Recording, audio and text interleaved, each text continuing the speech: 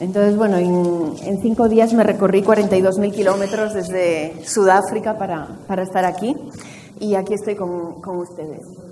Y digo que es una satisfacción poder compartir porque, aparte del elevado nivel técnico que siempre he encontrado en este Congreso de Mantenimiento, siempre he encontrado también un ambiente amigable, un ambiente de amigos, cercano. Y cuando dicen que Perú es ¿cómo es esto? De un país pobre sentado en una banca de oro, ¿no? Yo diría que es un país no pobre, con muchísimo potencial, que lo ha demostrado en los últimos años, aun cuando el índice de competitividad pues, ha ido cayendo desde el 2012. Y sentado en una banca de oro no por los recursos naturales que ustedes tengan, que son muchísimos, sino por el potencial que tienen humano. Y esto lo han demostrado desde hace 10.000 años con las culturas ancestrales, aun cuando uno piensa en los incas cuando piensa en Perú, ¿verdad?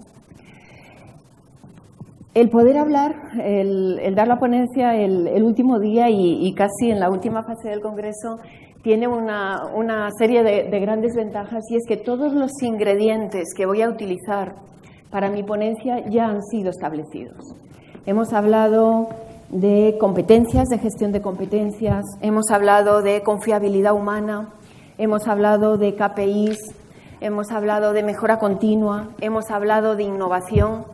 Entonces yo les voy a poner todo eso junto y vamos a ver una gestión del mantenimiento, la integración de la gestión del mantenimiento en la gestión de las empresas, de las organizaciones, en su camino hacia la excelencia empresarial. Cuando pone la agenda o la planificación del Congreso, funcionaria de la Unión Europea, es porque por diversos motivos, soy una persona que me gustan los retos, salí un poco del ámbito del mantenimiento, aun cuando es una parte del proyecto, y estoy gestionando un proyecto de cooperación para Centroamérica, para articular en los 6 países de Centroamérica la infraestructura de la calidad. O sea, trabajamos a nivel de competitividad nacional, de competitividad de las organizaciones y de competitividad individual. Bueno, pues todo esto lo ponemos junto para hablar de factor humano y mantenimiento, qué enfoque ya ha venido y, sobre todo, en mi perspectiva, hacia dónde camina este tema. Desde mi perspectiva, el desarrollo del factor humano de mantenimiento, pero también en otros procesos, aun cuando ahí ya está mucho más integrado en la gestión de las organizaciones, ha seguido en estos últimos años y va a seguir todavía más un desarrollo vertical. O sea, pasar del enfoque, y luego lo vamos a ver, del enfoque en el conocimiento necesario para desarrollar el trabajo y punto, y nada más. Y también un enfoque en cómo esa actuación humana pues impacta en los costes, a pasar a un enfoque, digamos, de crecimiento, de considerar todos los componentes para el desarrollo profesional y el crecimiento de esas personas. Y casi me atrevería a decir, no solo crecimiento profesional, sino también crecimiento personal, pero puede sonar raro. Digo el crecimiento porque seguramente ustedes han oído hablar de responsabilidad social corporativa.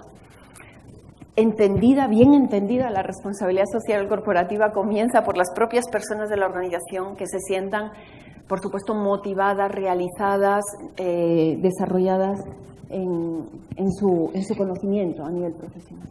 Pero va a seguir también, y lo ha seguido en estos años, y tenemos muchos ejemplos en el mundo, de un enfoque o un crecimiento transversal, un enfoque holístico de cómo mantenimiento no solamente contribuye, por supuesto, a la producción, es donde estamos, sino también a toda la efectividad y la excelencia que una organización puede obtener. Entonces, desde mi perspectiva, son esos 2 grandes ejes de crecimiento y de influencia del factor humano, de atención al factor humano. En función de ello, he estructurado mi presentación en 3 grandes temas. Uno es la infraestructura, y pensarán, ¿cómo que infraestructura del factor humano? Me he inventado el término, y ahora verán por qué. Entonces, por un lado es la infraestructura del factor humano, por otro lado es ese enfoque, que ya decía Manuel, el presentador, ese enfoque colaborativo e integrador, ese enfoque holístico necesario para caminar hacia la excelencia empresarial. Y ya por último, una reflexión personal sobre cómo veo yo la madurez de las organizaciones y también la madurez de los propios países, ¿verdad? Comenzando por la infraestructura del factor humano, y esto ya se habló ayer y nos puso un excelente pilar, el primer ponente, Rosendo Huertas. Cuando hablamos de factor humano actualmente es mucho más que hablar de conocimiento y hablar de seguridad. Hasta entonces, o hasta hace poco tiempo, el enfoque era qué conocimiento necesita el operador de mantenimiento, el coordinador, el jefe de mantenimiento para realizar su trabajo. Y era un enfoque a conocimiento individual. O sea, ese operador, ¿qué necesita para hacer su tarea? Y sobre todo lo que buscábamos era la efectividad en el mantenimiento, pero sobre todo también, y ustedes que tienen mucha minería, la seguridad por encima de todo. De ahí pasamos a un enfoque más por competencias y, como también se hablaba ayer, el enfoque hacia el talento, hacia aprovechar, optimizar, no solamente aprovechar, sino tratar de utilizar y optimizar el talento que tienen las personas, sean de mantenimiento, sean de ventas, sean de contabilidad, sean de cualquier ámbito de la empresa, aprovechar el talento para el crecimiento de la propia empresa, para el crecimiento y la competitividad. Y yo también diría que se ha pasado del conocimiento individual, qué necesita el operador para hacer la tarea encomendada, a el conocimiento colectivo. O sea, el conocimiento de todo el personal de la organización como know-how, como capital realmente humano que tiene la organización. Se habla de confiabilidad humana, hoy no sé por qué la vez se saltó, se habla de confiabilidad humana.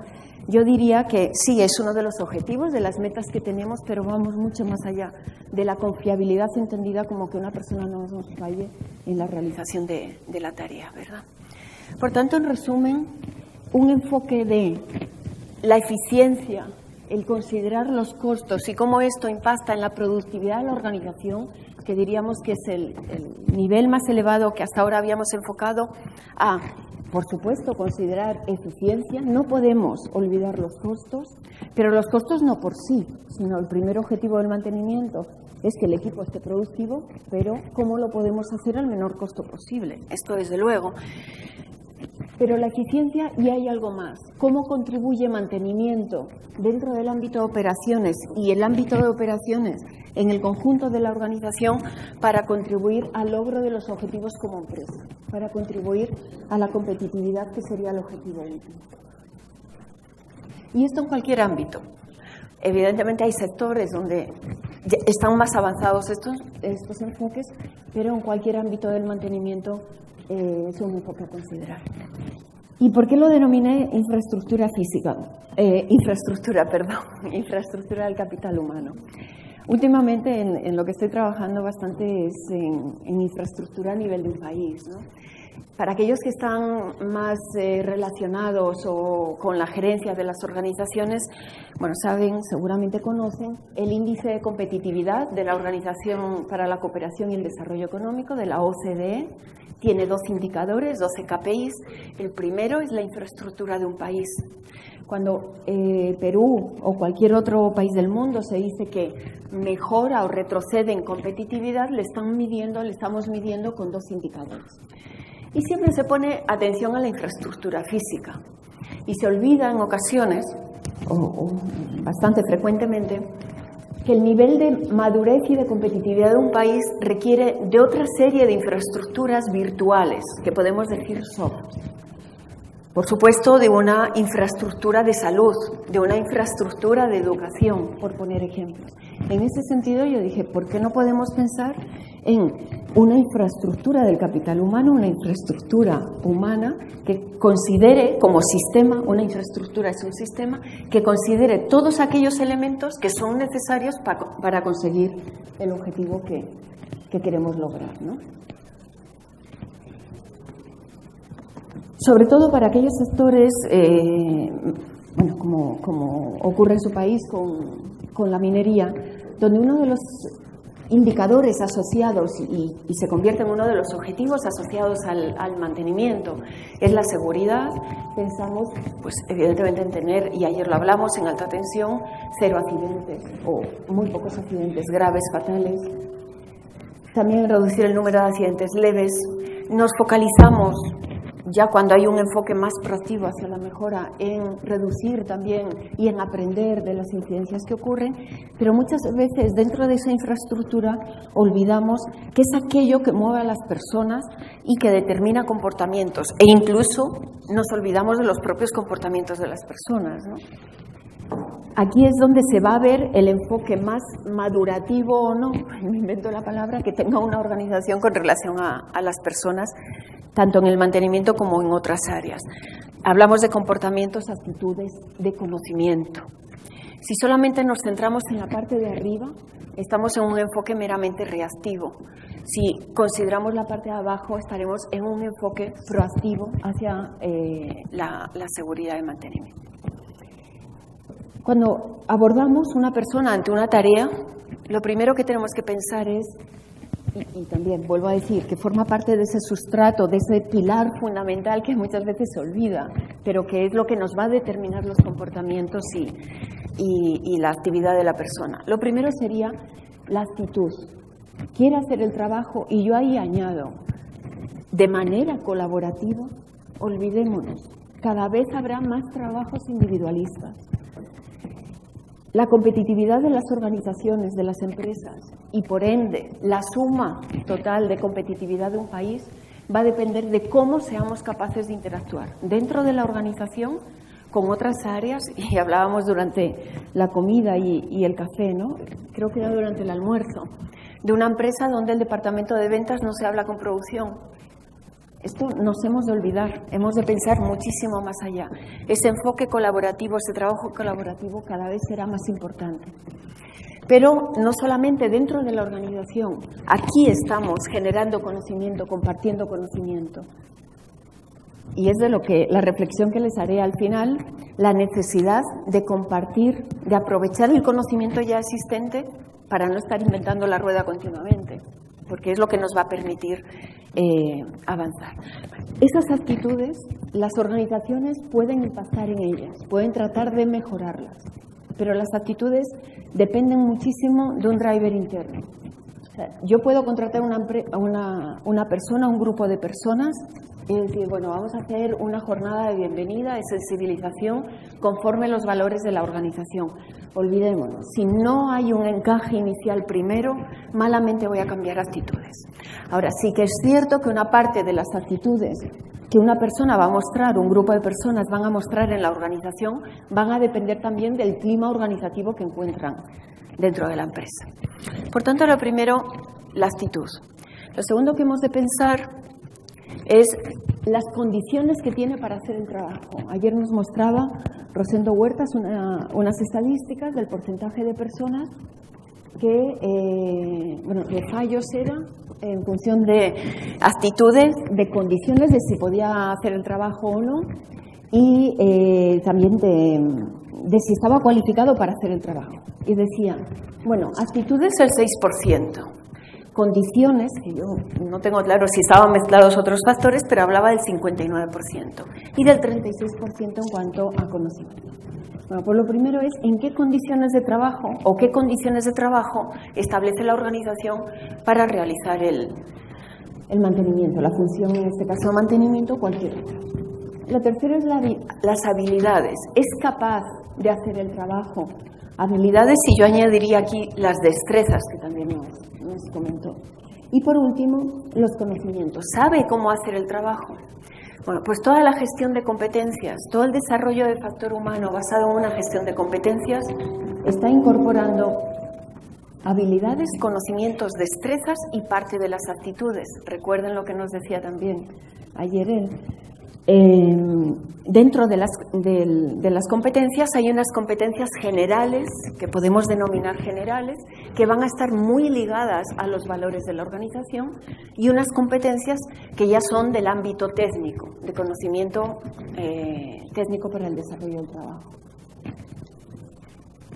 Por tanto, desarrollando, ¿qué necesito para gestionar esa infraestructura del factor humano? Se habló también ayer muchísimo de liderazgo. Un liderazgo, decía Adrián, no te encontraba, un liderazgo que decía auténtico, coherente. Yo lo resumiría en inspirador. Todo liderazgo debería ser inspirador, desde luego, y que sea responsable. Si soy responsable, soy coherente con lo que hago, coherente con lo que digo. Pero hay toda una tendencia ahora en gestión de las empresas, de las organizaciones, que incluye también la ética. Ningún país, creo, del mundo se escapa hoy en día, o pocos países se están escapando a todo el tema de corrupción. En eso es lo que estamos englobando como responsible leadership. Por tanto, la base de todo es un liderazgo inspirador, responsable. ¿Y quiénes son los líderes? Los líderes no son solamente el director de la organización, el CEO o el presidente. El líder no es solo el jefe de mantenimiento. Decimos que el líder es aquella persona que tiene capacidad, por las funciones que realiza, de influir en otros. Siempre ponemos el ejemplo del responsable de seguridad en una organización. Puede ser simplemente una persona, no tiene equipo, pero establece directrices para que los demás lo cumplamos. Ese es también un líder. Por tanto, todas las personas que tienen influencia en otras personas dentro de la organización deberían de ejercer ese liderazgo inspirador y responsable. Evidentemente, si es un liderazgo auténtico en ese sentido, lo primero que le va a preocupar son las personas. Bueno, el negocio, siempre se discute, primero va el negocio o van las personas, ¿no? ¿Van los clientes o van las personas? Bueno, digamos que en este sentido van las personas. Que tenga un enfoque de desarrollo de competencias, de qué conocimiento esas personas necesitan, de qué valores esas personas necesitan ejercer en su día a día, de qué habilidades necesitan ejercer y, como también bien se decía, competencias que son dinámicas en el tiempo y competencias que tienen que estar ligadas a la estrategia. Y sobre el conocimiento, lo que quiero llamar la atención, que creo que no lo escuché durante el día de ayer y de hoy, por supuesto es el conocimiento individual, cómo ese conocimiento conforma un know-how de la empresa, un capital intangible, pero importante. Hacemos mucho hincapié en enviar las personas a universidades, a cursos específicos que realizan. Ojo con aprovechar el conocimiento implícito dentro de la organización. Ese es muy valioso y se despilfarra, porque normalmente no tenemos canales dentro de las organizaciones para que las personas hablen. Un operador de mantenimiento le comenta ciertos trucos al compañero, pero no tenemos habitualmente en las organizaciones mecanismos que aglutinen, que hagan aflorar y que hagan explícito ese conocimiento tácito que del día a día van generando las personas. Y antes de capacitar a las personas, lo que tenemos que tener asegurado es que están motivadas, que tienen motivación para asistir a esa capacitación. En uno de los foros de ayer, una persona del público ponía el ejemplo de intento de aplicar el TPM dentro de la organización, hicieron una capacitación masiva y bueno, pues hubo personas que, sobre todo sindicatos, que no fueron. Si yo no estoy motivado para aprender, no me va a entrar ese conocimiento. Entonces pongamos atención a la motivación de las personas. ¿Qué me motiva? Y por supuesto pueden motivar muchas cosas, ¿no? Pero sobre todo lo podemos también hacer muy objetivo. ¿Qué vas a ganar tú capacitándote? No solamente es que gana la empresa porque tú puedas desarrollar el trabajo de mejor manera posible. Tiene que haber la importancia del reconocimiento. No recuerdo ahora si se habló en alguno de los ámbitos. Creo que sí, por favor. Perdón, Adrián, se me había olvidado. Por supuesto, hemos de reconocer el esfuerzo, hemos de reconocer los buenos resultados. Y esto me llevará a un desarrollo del capital humano. Pero lo importante, a medida que las personas ven que su conocimiento y que sus capacidades mejoran, me va a retroalimentar también la motivación. Por tanto, es todo un ciclo. Y al final lo que buscamos es una cultura de confiabilidad en el sentido más amplio posible del término, que requiere o que está caracterizada en su más alto nivel, podríamos decir así, por un enfoque sistémico.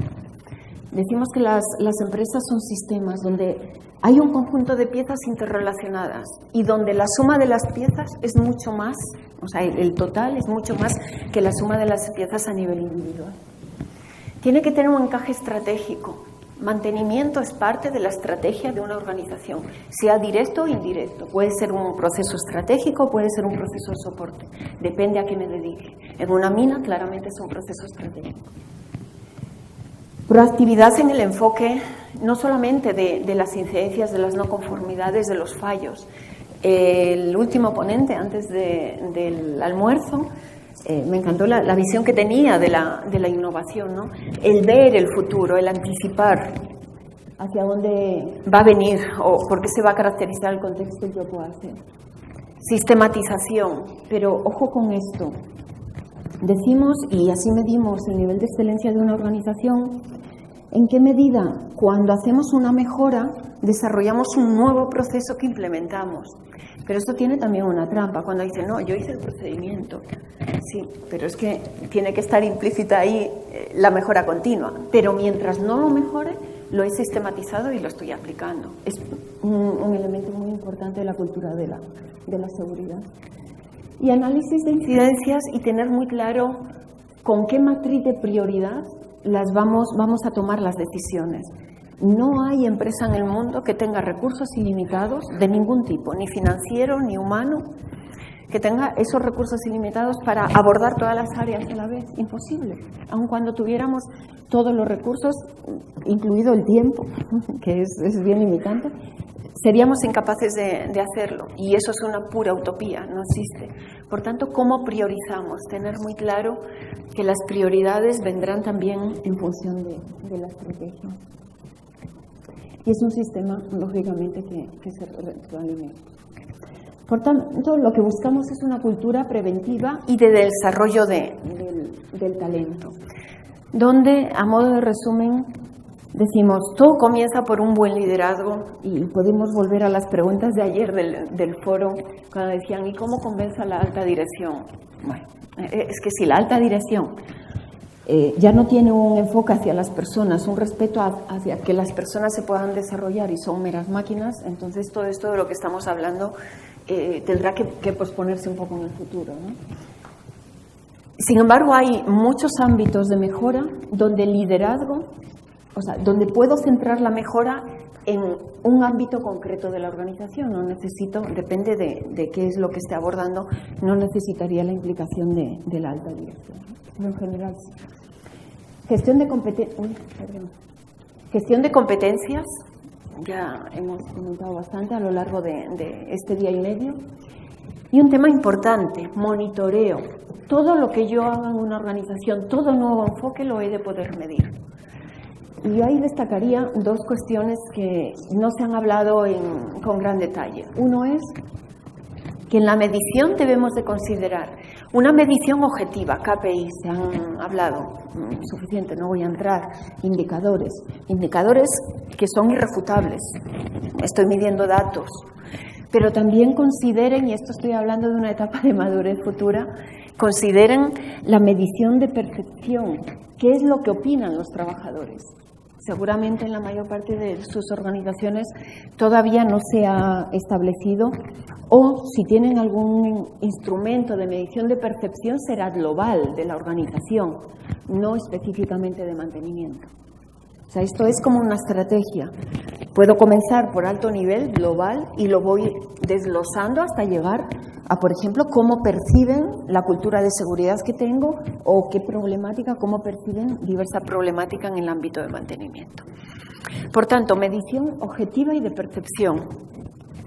Y muy importante, la observación. Ayer nos comentaba el ponente que nos habló de alta tensión, como decía, que observaba las prácticas, imprescindible. Porque hay cuestiones que los indicadores no nos van a dar y que si preguntamos a las personas tampoco nos lo van a explicar bien. Pero si observamos, en el vídeo que pusimos en el foro ayer de TPM, de Toyota, ahí lo ponía bien claro, ¿no? La observación, cómo es el flujo, cómo es el proceso, por ejemplo, de fabricación, en este caso, de un vehículo. En función del monitoreo, acciones de mejora, importante, priorizar. Si yo tengo 220 acciones de mejora, ¿por dónde comienzo? Esto tiene que estar claro, los elementos. Bueno, estoy por pasar. El reconocimiento que lo hemos comentado, y esto sin duda nos va a llevar al desarrollo de las personas como profesionales, a este desarrollo del talento. Por tanto, estamos hablando de elementos dentro de esa infraestructura que hemos denominado humana.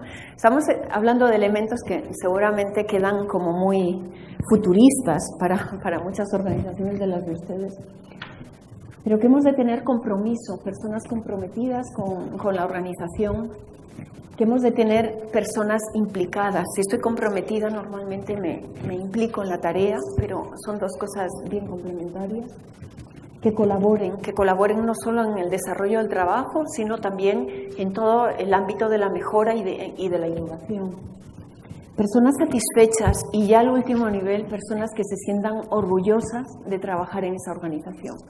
Yo siempre recuerdo uno de mis grandes amigos de Ecopetrol, siento un orgullo enorme de trabajar en su organización. Y evidentemente todos pasamos por empresas malas, muy malas, menos malas, regulares y excelentes, donde uno se puede sentir más orgulloso. En este sentido encontré en la web no es un logo, es un conjunto de elementos visuales que desarrolló Codelco, que tienen la mayoría de presentaciones, y donde nos habla de Codelco como orgullo de todos, ¿no? Pero eso no es que venga un presidente nuevo o un director general nuevo y nos diga, nos hemos de sentir orgullosos de esta compañía. Es un tema que se trabaja con cada uno de esos elementos de la infraestructura. Simplemente por hacer un poco más de hincapié en la medición, porque cuando audito, evalúo organizaciones, empresas en todo el mundo, me encuentro serias debilidades en este ámbito. Incluso cuando son empresas que en teoría están caminando hacia la excelencia o ya han alcanzado.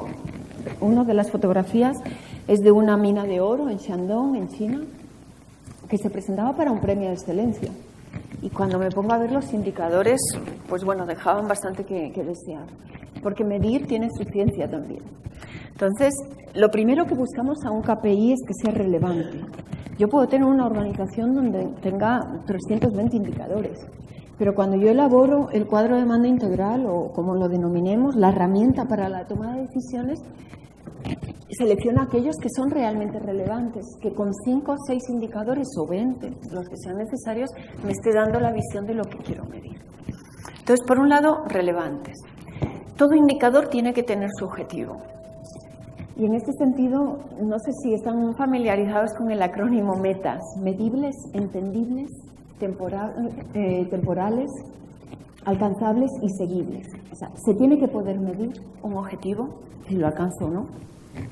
Tiene que ser entendible para las personas que están implicadas en el proceso, porque un objetivo no es simplemente algo que pongo en un papel y que pasado un tiempo pues miro a ver si lo he alcanzado. No, un objetivo me sirve para dinamizar el esfuerzo de las personas, para aglutinar la motivación y el esfuerzo de un grupo que lo tiene que conseguir o que tiene que contribuir a conseguir.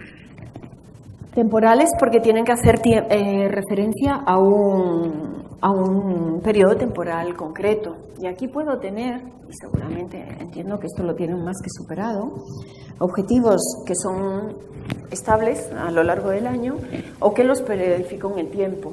Puedo tener, en función si la actividad me varía, es estacional, yo no puedo tener el mismo objetivo en el mes de marzo que en el mes de noviembre, por ejemplo. Alcanzables, siempre está el dilema de dónde pongo el objetivo, porque si lo pongo muy elevado no me va a motivar y no lo voy a alcanzar. Pero también encuentro muchas organizaciones donde voy a mirar los indicadores y me dicen nivel de cumplimiento 170%. No, mira, ese objetivo o algo ha ocurrido fuera de tu control, inesperado, y que te ha llevado a ese nivel de cumplimiento, valga la redundancia, o lo que está ocurriendo es que has puesto un objetivo bien bajo para cumplirlo. Y que sean seguibles, o sea, que se puedan realizar un seguimiento. No puede ser un objetivo de sí o no, bueno, pudiera ser, ¿no? Pero objetivos que llegue el mes de diciembre y que midan ese momento si lo he alcanzado o no. Veo que algunos de ustedes están mirando la documentación y he cambiado alguna cosa. Entonces, si quieren la presentación final, me envían un correo y con gusto se la remito. En esencia es lo mismo, pero sí que he cambiado algunas cosas. Otra cuestión donde fallan bastante en la medición las organizaciones es en el análisis de tendencias. Yo tengo que ir viendo mes a mes, día a día, semana a semana, cada 15 días, trimestralmente, como sea, como esté establecido el seguimiento. Tengo que ir viendo qué tendencias, pero no solamente del año. Pues voy aumentando, voy disminuyendo. No, si yo estoy en el mes de agosto y resulta que el número de, no sé, de incidencias o cualquier indicador que esté midiendo, veo que tiene una tendencia negativa, sí, pero ¿cómo estaba el año pasado también? Entonces aquí utilizamos una medida o un tipo de gráfico. Aparte se suelen utilizar acumulados, o sea, el mensual y el acumulado, pero eso nos puede distorsionar la realidad. Entonces, utilizamos la TAM, la tendencia anual móvil. Saben que son los últimos 12 meses quitado el mismo mes del año anterior. Pero hay un gráfico que no sé si conocen y si no conocen y están interesados, pues me envían un correo y con gusto se lo explico, que es el gráfico Z. Yo abajo tengo los valores mensuales o diarios o quincenales. O sea, imaginen una Z. Abajo tengo los valores mensuales o los que esté midiendo. En la diagonal lo que tengo es el acumulado y arriba lo que tengo es el TAM, la tendencia anual móvil. Esto es importante, tendencias. Bueno, hasta ahí muchas organizaciones van superando. El siguiente es causa-efecto. La cultura habitual que tenemos es, qué bueno, qué bien, he alcanzado objetivos. Bueno, tengo una ligera tendencia negativa o positiva, no me preocupa. Pero la cuestión es, ¿realmente los resultados que yo estoy obteniendo son resultados de los enfoques que he puesto en marcha o no? Porque puede ser que me haya fallado el enfoque, o sea, lo que realmente estoy haciendo, y por circunstancias del mercado yo estoy logrando objetivo. Entonces, causa-efecto. Eso ya muchos menos lo hacen, pero el final ya es como cerrar el ciclo. La comparación, de esto se habló ayer. Comparación interna, si yo tengo varias plantas, comparación de cómo me estoy desempeñando en unas y en otras, comparación externa con otras empresas. La dificultad es que no de todos los indicadores puedo tener esos datos de la competencia o de otras empresas. Pero también importante, cuando hago benchmarking, que es como denominamos a la comparación, no solo es cuantitativa. Tú estás en 0,13 y yo en 0,14. Bueno, no estamos tan mal o con tanta diferencia, no. Es tú porque conseguiste esos resultados y yo porque conseguí los resultados. Recuerdo cuando trabajaba en aviación, llevaba el área de mantenimiento, área de operaciones de vuelo, y teníamos reuniones, la compañía formaba parte de la Star Alliance, teníamos reuniones mundiales, o sea, con todas las empresas de la Star Alliance, y en un momento determinado estábamos analizando un indicador y no nos cuadraba que Mexicana de Aviación, no es por ningún motivo, pero no nos cuadraba que Mexicana de Aviación estuviera por encima de All Nippon Airways, de SAS, de Lufthansa en ese indicador, no nos cuadraba. El dato, si yo me fijo solamente en la comparación del dato, era similar, pero tenemos que entender la causa que hay detrás de ese dato. Entonces, bajando, haciendo un análisis detallado, nos dimos cuenta de que estaba midiendo cosas diferentes. Y decíamos, y percepción. Yo puedo tener un sistema, por ponerles aquí, en su organización se hace gestión sobre los cuasi accidentes o los trabajadores participan sistemáticamente en la gestión preventiva de riesgos.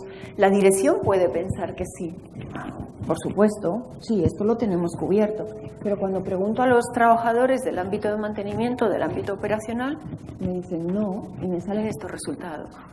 Pero ya, digamos, estamos hablando como por etapas, como por niveles de madurez. Y en todas las organizaciones no cabe duda de que se producen errores, llamémoslo errores, no conformidades, llamémoslos incidencias. Eso es una fuente de extrema utilidad y necesaria enfocarla para la mejora y para la innovación. El ciclo PDCA, que ahora, estando con unos japoneses coincidiendo en Sudáfrica, me decían que Deming en un taller que había dado, no recuerdo ahora el país, pues yo creo que fue en el propio Japón, que decía, no, yo nunca lo diseñé como PDCA. Esto es que lo entendieron mal. Para mí era PTCA, o sea, Plan and Try, prueba. Y si funciona, lo implementas. Bueno, sea PDCA o PTCA, ha de inspirar todas las acciones del día a día. Y con esto nos vamos hacia el segundo pilar que quería tratar con ustedes, que era el enfoque colaborativo e integrador de la gestión. Sin duda creo que lo tienen todos superado, porque cuando hablamos de sistema de gestión, puedo hablar del sistema de gestión de la organización o puedo hablar del sistema de gestión de mantenimiento. Estoy hablando de una estructura organizativa con las responsabilidades, procedimientos, procesos y recursos necesarios para conseguir unos objetivos concretos. Sistema de gestión lo que me va a dar es hacia dónde vamos, qué es lo que hacemos, cómo lo hacemos, pero importante, cómo lo evidenciamos que lo hacemos y cómo mejoramos. Y la producción, no vamos a insistir en ello, es un pilar clave, sobre todo en empresas del ámbito industrial, en el desempeño de la empresa, y mantenimiento es quien sustenta la producción. Por tanto, hemos de enfocarlo de una manera integrada con otras áreas de la organización, con esa visión holística donde somos parte de un sistema donde tienen que estar interrelacionadas las diversas piezas. Nuestro objetivo es ser competitivos, caminar hacia una competitividad, o sea, no solamente llegar a ser competitivos, sino el mantenernos en esa competitividad. Y eso va a requerir, por eso muchas de las conversaciones durante los almuerzos me llamaban la atención, o ayer en el foro con los sindicatos que hablábamos, ¿no? Mal vamos si los sindicatos siguen poniendo tantas trabas en las organizaciones. Y no es que el papel de los sindicatos no sea necesario, todo lo contrario. O sea, sí es necesario. No voy a decir cada vez más, depende de los ámbitos, pero es que cobra otro enfoque diferente al tradicional. Por tanto, la competitividad sostenible sería la habilidad de una organización, la capacidad de una organización de satisfacer a los diversos grupos de interés de la manera más eficiente posible. Cuando hablamos de grupos de interés, hablamos de clientes, hablamos de accionistas. Me gustó una ponencia de la mañana, y no recuerdo cuál era, y perdón porque tengo como muchos datos en la cabeza, que era cuando hablaba de los inversores que no eran mineros. Entonces no podían entender cuál era el negocio de la mina o cómo era la gestión de la mina, porque lo que querían eran resultados a corto plazo. Ese es un mal que tenemos hoy en día en todo el mundo. La entrada del capital riesgo, donde lo que hacen es beneficios a corto plazo y se olvidan de que esto es un equilibrio de grupos de interés, ¿no? Entonces hablábamos de accionistas, propietarios, clientes, proveedores, periodistas en muchos casos. Cuando hay minería hemos de tener también buena relación con los medios, es un grupo de interés, sindicatos, etc. Lo que buscamos es la competitividad a nivel empresarial, pero cuando hablamos de gestión de las competencias, de gestión del talento, lo que buscamos es la competitividad individual también, y cómo esa competitividad individual contribuye a la organizacional y cómo la de las organizaciones, la organizacional, contribuye a la competitividad de un país. Y eso es otro de los pilares que, si oyen hablar de responsabilidad social corporativa, necesitamos tener en cuenta. Hablando de estos temas recientemente en otro país, decían, bueno, sí, pero es que el gobierno no está aquí, entonces no podemos hablar de estos temas. Nosotros como profesionales, desde mi perspectiva, tenemos una responsabilidad individual para con la sociedad y es tratar de entre todos hacer un mejor país. Entonces, ¿en qué podemos contribuir, ¿no? Cuando hablamos de competitividad, de mantenernos competitivos, evidentemente estamos hablando de excelencia, pero la excelencia es una utopía. La excelencia no existe. Y de hecho la prueba está en que hay varios premios de excelencia en todo el mundo, cuya base en general son 1000 puntos, el máximo de medición, y las empresas que lo ganan no superan los 700 puntos. Entonces la excelencia en sí es una utopía, pero es un camino que nos ha de guiar, es un referente que nos ha de guiar en en nuestra mejora diaria, ¿no? En nuestra gestión, sea ámbito de mantenimiento o sea cualquier otro ámbito de la organización. Si no me engañaron, porque no sé chino, pero cuando llegué a auditar a la mina de Shaojin, que está en Shandong, arriba en la parte este de China, tenían como un muro de granito enorme con estas letras metálicas. Cuando pregunté qué era, me dijeron que era Achieving Excellence Through Continuous Improvement. Cómo la mejora continua en el día a día les llevaba a la excelencia. Y realmente era una mina bastante bien gestionada, por supuesto con áreas de mejora, pero que era la filosofía de gestión que tenían, ¿no? Para alcanzar, todavía voy bien, ¿no? Era hasta 45. En este camino hacia la excelencia necesitamos ayudarnos de modelos, de metodologías y de herramientas de gestión. Ayer también en el foro salió el tema de los modelos. Al final un modelo no es más que una manera de interpretar, es un marco lógico para interpretar una realidad. Si estoy hablando de gestión, es cómo yo interpreto la gestión. Si estoy hablando de mantenimiento, cómo yo veo el mantenimiento, cómo contribuye a la organización y cómo lo gestiono. Yo puedo tener un modelo de vida, un modelo para entender el arte, un modelo para entender la religión, cualquier ámbito de la vida requiere una interpretación de esa realidad y para eso sirven los modelos. Sí.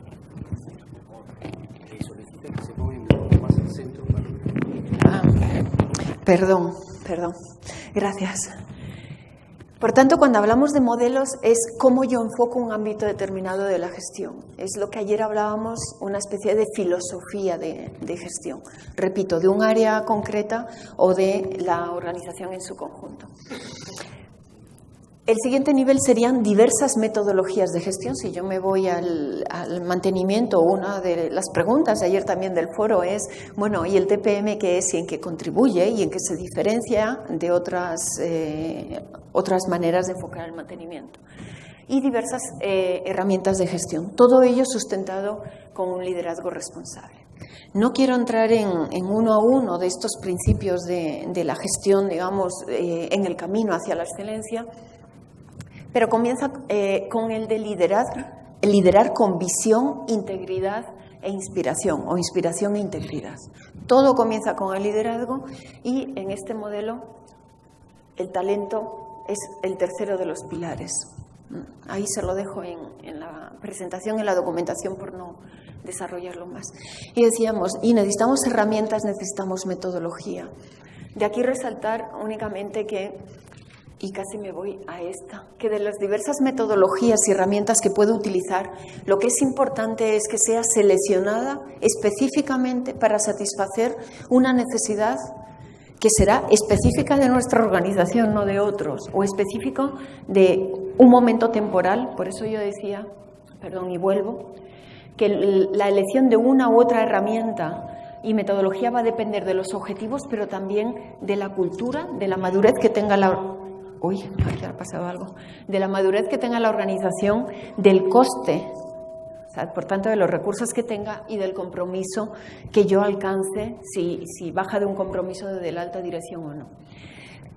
Prácticamente cualquier herramienta, aparte de satisfacer, de ayudarme a alcanzar los objetivos que pretendo con ella, por ejemplo, si yo hablo varias ponencias de 5S, aparte de alcanzar los objetivos que pretendo con ella, yo la puedo utilizar como driver de una mejora dentro de la organización. Por tanto, prácticamente desde mi perspectiva, cualquier herramienta lo puedo utilizar para motivar la mejora y el cambio dentro de la organización. Que no les vendan, que también lo hablábamos ayer en el taller, ¿no? Cualquier decisión de implementar una herramienta, una metodología concreta tiene que estar fundamentada. No es una venta, un convencimiento de que un amigo me lo ha vendido o una amiga me lo ha vendido. Que sea una decisión fundamentada y que sea porque consideramos que de todo el plantel que tenemos de herramientas o de metodologías concretas, esa es la que específicamente en ese momento del tiempo y para la necesidad que tengo es la más apropiada, que no la más adecuada. Y otro elemento clave a considerar es la integración. Cuando yo aplico esa herramienta o esa metodología, la integración como elemento clave, primero entre las diversas herramientas que estoy utilizando y también con la estrategia de la organización. El reto desde mi perspectiva cuando utilizo una herramienta, o al menos a mí me gusta trabajar de este modo, es que por un lado sea fácilmente comprensible por todos los trabajadores. No me gustan las herramientas que son elitistas y lo he vivido en varias organizaciones. No me gusta aquellas, y a veces es necesario, pero hablo en general, de aquellas que solamente implican de alguna manera a la dirección o a los ingenieros y olvidan a los operarios, ¿no?, de mantenimiento de cualquier otro ámbito. Por tanto, que sea fácilmente comprensible por todos los trabajadores. Yo les hablé la última vez que estuve como ponente en este congreso, y ayer lo mencioné, el caso de Microdeco, una pequeña empresa del sector metalmecánico, trabajando para automoción, norte de España, a punto de desaparecer en su momento, y que llegó a ser un referente en Europa y ganó el premio europeo entregado en Finlandia, y en poco tiempo lo ganó. Y el gerente, que parecía una persona bien bruta cuando uno hablaba con él, pero era una inteligencia suprema, tenía un lema. Cuando uno entraba en la empresa tenía un cartel que decía: respeto por las personas, los demás saben mucho.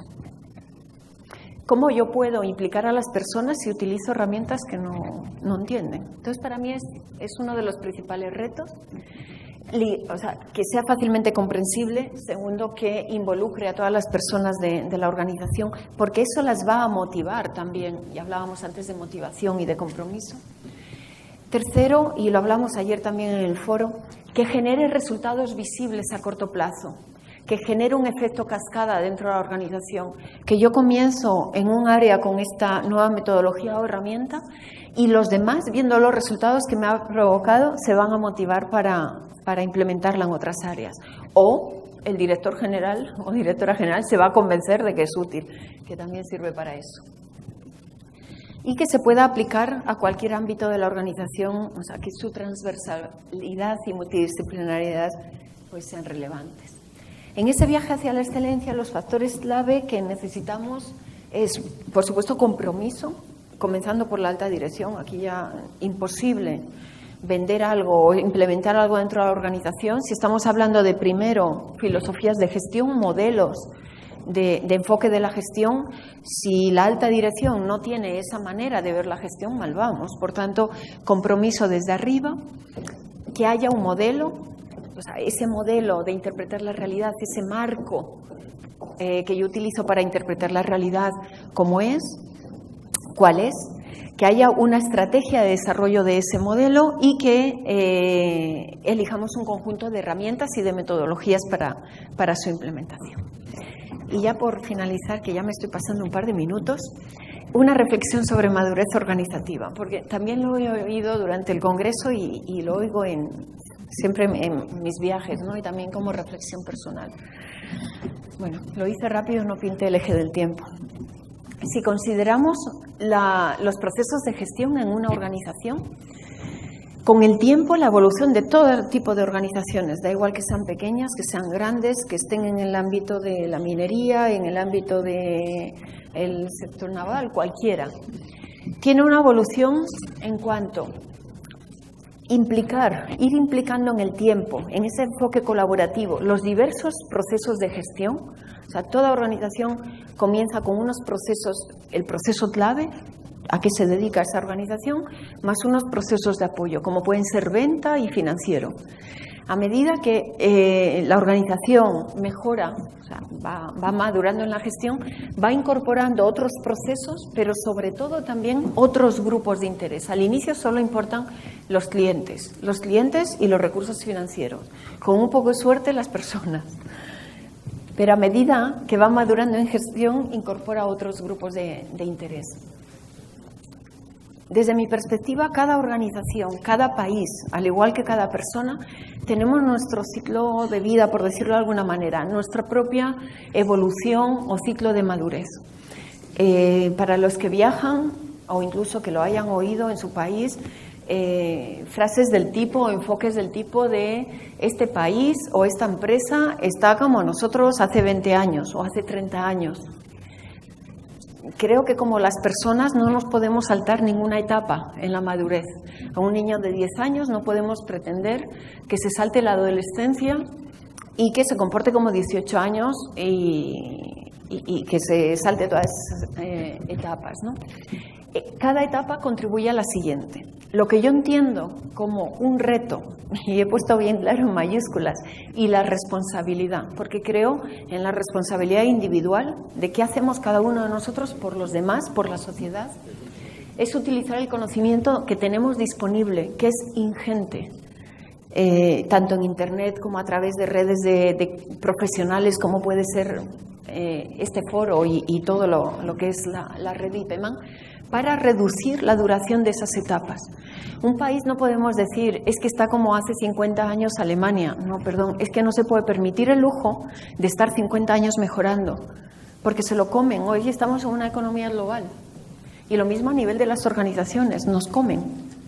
Entonces, de ahí mi visión es ese reto y la responsabilidad de utilizar el conocimiento para, sin saltarse las etapas que son necesarias, reducir su duración. Y para ello es necesaria una mente abierta, un enfoque heterodoxo.